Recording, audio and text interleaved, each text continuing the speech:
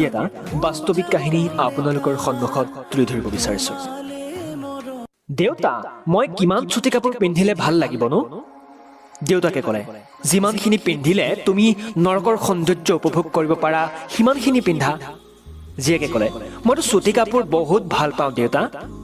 দেউতাকে ক'লে, মই এটা কাহিনী কওঁ শুনা। শ্ৰীকৃষ্ণই গোপীসকলে নদীত গা ধুই থাকোঁতে তেওঁলোকৰ কাপোৰসমূহ যেতিয়া লুকুৱাই ৰাখিছিল, তেতিয়া গোপীসকলে গা ধুই উঠি কাপোৰ পিন্ধিবৰ সময়ত থোৱা ঠাইত কাপোৰ নাপাই কাপোৰ বিচাৰি ফুৰোঁতে দেখিছিল যে শ্ৰীকৃষ্ণই কাপোৰসমূহ লুকুৱাই কদমৰ গছত উঠি বাঁহী বজাই আছিল। আৰু তেতিয়া গোপীসকলে বহুত লাজ পাইছিল।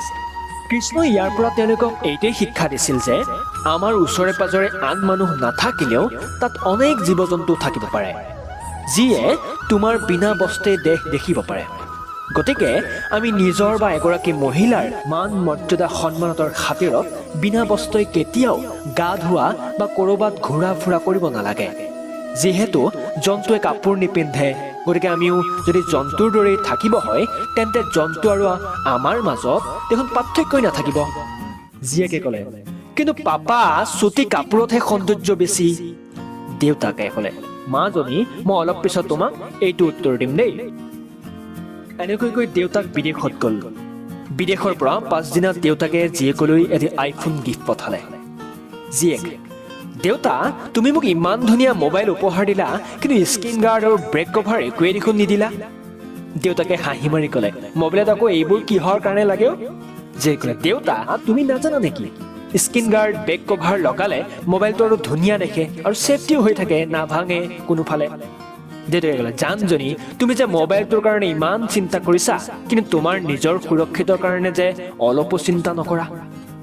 জীয়েকে ক'লে, দেউতা, তুমি কিনো কৈ আছা, মই একোৱেই বুজি পোৱা নাই। দেউতাকে উত্তৰ দিলে, চোৱা মাজনী, তুমি যেনেদৰে তোমাৰ মোবাইলটোত স্ক্ৰীণ গাৰ্ড বেক কভাৰ লগালে মোবাইলটোত ধুনীয়া আৰু সুৰক্ষিত অনুভৱ কৰা, তেনেহ'লে তুমিও যদি শৰীৰ ঢকা এযোৰ পোছাক পিন্ধা তেন্তে আমিও তোমাক ধুনীয়া আৰু সুৰক্ষিত যেন অনুভৱ কৰোঁ। দেউতাকৰ কথা শুনি জীয়েকৰ চকুলো বৈ আহিল আৰু সেইদিনাৰ পৰাই তেওঁ চুটি কাপোৰৰ সৌন্দৰ্যতা এৰি সম্পূৰ্ণ শৰীৰ ঢকা কাপোৰ পিন্ধিবলৈ ধৰিলে।